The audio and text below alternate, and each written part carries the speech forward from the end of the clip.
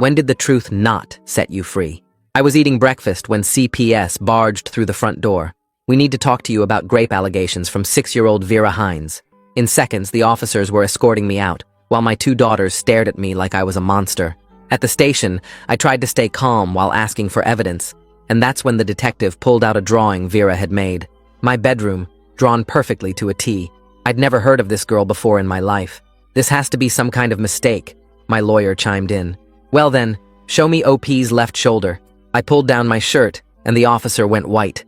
That's the exact birthmark Vera described.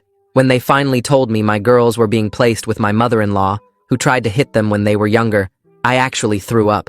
My wife picked me up and kept saying, "I believe you, I know you'd never." But her eyes had this look of fear I'd never seen before, like she already thought I was guilty. 2 days later, they brought me to see Vera through a two-way glass. The moment they brought me into view, she pointed directly at me. That's him. That's the man who hurt me. The worst part was when she described in vivid detail about what I'd done to make her afraid of adults forever.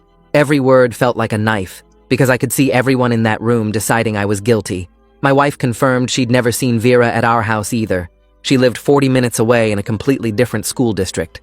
Her parents looked at our photos with blank faces, saying they'd never seen us before. I practically begged to take a polygraph. But when the examiner saw the results, his face went pale. Deception on every single question. Even when asked if my name was really mine, or if I was human. The second polygraph at a different facility came back the same way, but of course, they still used the answers against me. And my daughters started asking my MIL why I hurt that little girl, because kids at school were talking. When my 5-year-old flinched when I reached to hug her, I broke down sobbing. The forensic psychologist evaluated Vera and told the court she showed genuine trauma responses with no signs of coaching. Meanwhile, this child I'd never met knew about the scar on my inner thigh from surgery. She knew what side of the bed I slept on, and the exact cologne scent I used, all details confirmed by my wife. I was right in front of Vera when she said, "The man said the camera in the bathroom was our secret game." I was so desperate for this to make sense that I thought the nightmare was over when the investigators never found the camera. Except there was a small hole exactly where she said it would be. The forensics team said the hole was drilled from inside the wall, physically impossible without tearing the bathroom apart.